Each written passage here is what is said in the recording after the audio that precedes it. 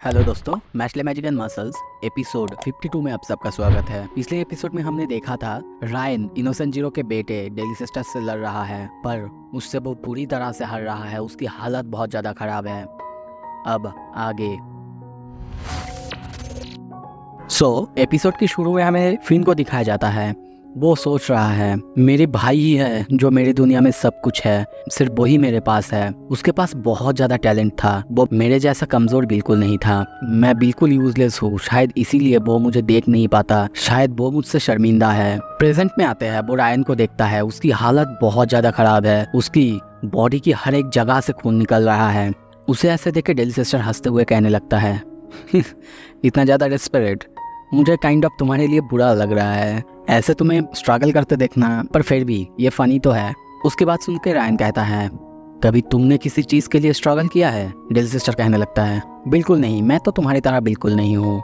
वैसे मुझे रिपीट करना पसंद नहीं है, पर तुमने क्या कहा था? मैं तुम्हें मार डालूंगा?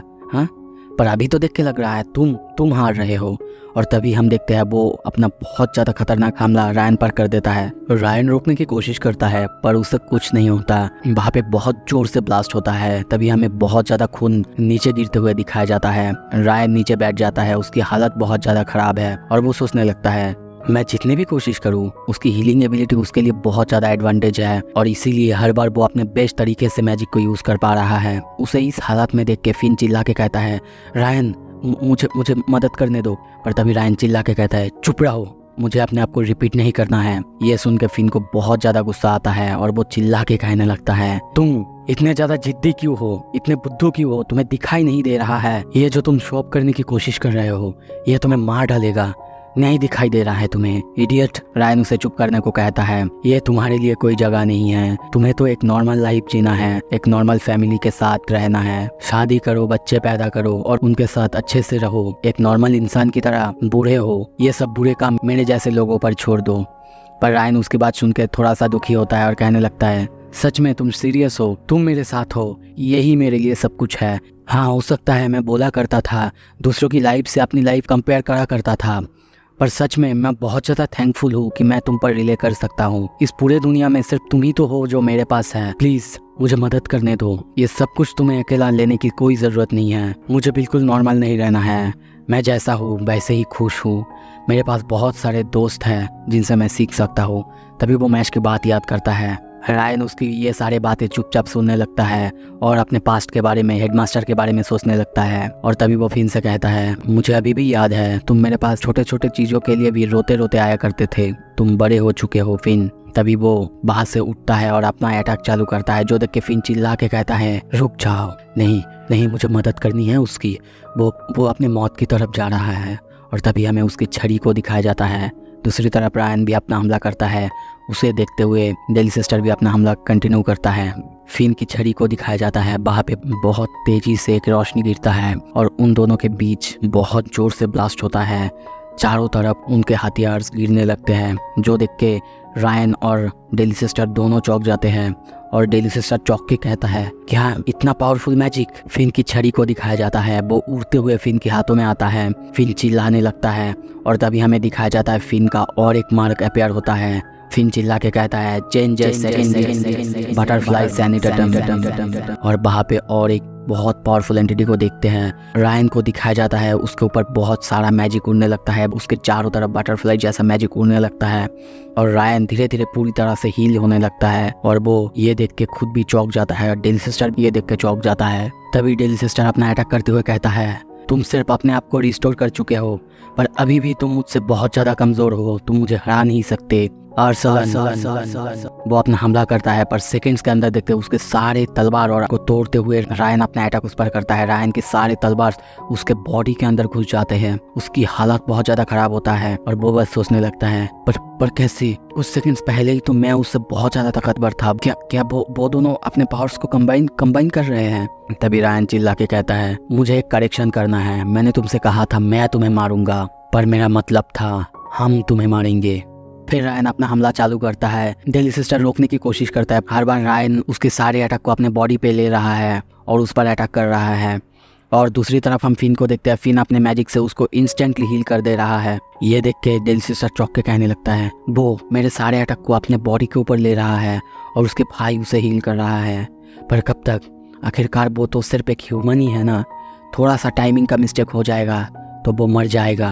पर वो दोनों ये कंटिन्यू करते हैं, बार बार वो दोनों एक दूसरे के ऊपर हमला करते हैं। फिन रायन को बार बार हील कर दे रहा है। ये देख के डेली सिस्टर सोचने लगता है नहीं नहीं, ये दोनों पागल है। तभी हम देखते हैं उसकी बॉडी और चेहरे पर बहुत ज़्यादा चोट लगता है, यहाँ तक कि वो अब डर रहा है और कहने लगता है नहीं, मेरी रीजेनरेट की ताकत अब काम नहीं कर रहा है, मैं अपनी बॉडी को हील नहीं कर पा रहा हूँ। रायन कहता है क्या अपने लेवल के बंदे से लड़ने से डरते हो? हाँ। ये सुन के डेली सिस्टर को बहुत ज़्यादा गुस्सा आता है, चिल्ला के कहने लगता है शट अप, मैं तुम्हें मार डालूंगा, और वो अपना अटैक करता है।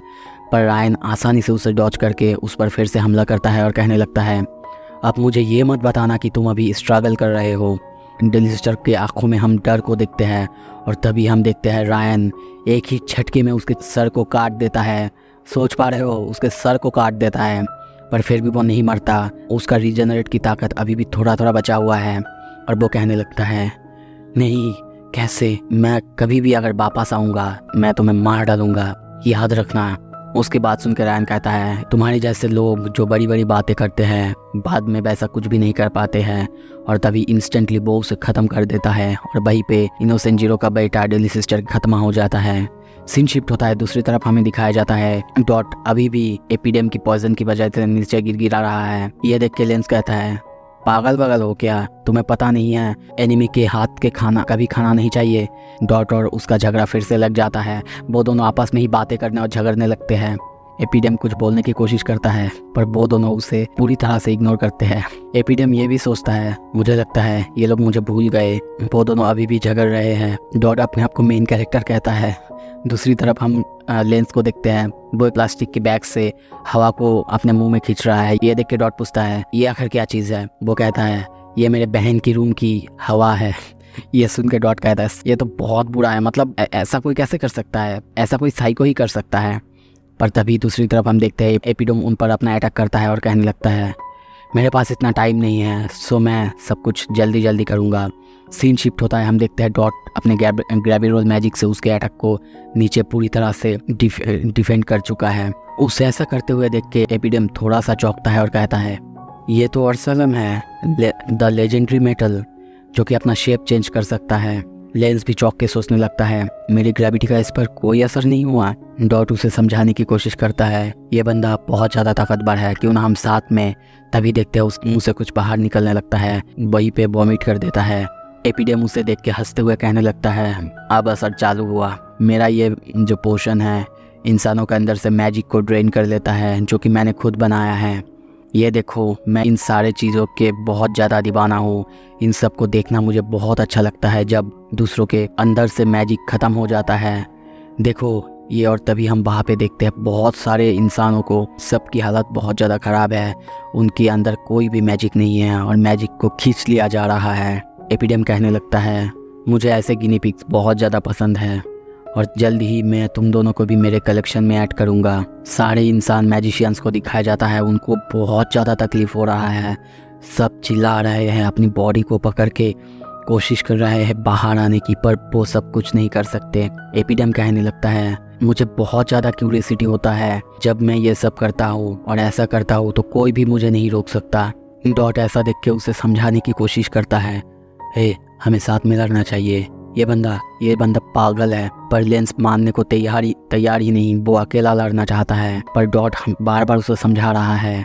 लेंस चिल्ला के कहता है मुझे तुम्हारे साथ टीम अप करने का कोई भी इंटेंशन नहीं था, ना मुझे कोई शौक है, तो मेरे रास्ते से दूर रहो। ये सुन के हम देखते हैं डॉट को थोड़ा बुरा लगता है और वो कहने लगता है ओ अच्छा ठीक है, तो फिर लड़ो अपनी तरह से। सो इसी के साथ दोस्तों ये एपिसोड ख़त्म करते हैं, जल्दी ही नेक्स्ट एपिसोड आएगा। देखने के लिए मेरे चैनल को सब्सक्राइब कीजिए। Thank you so much.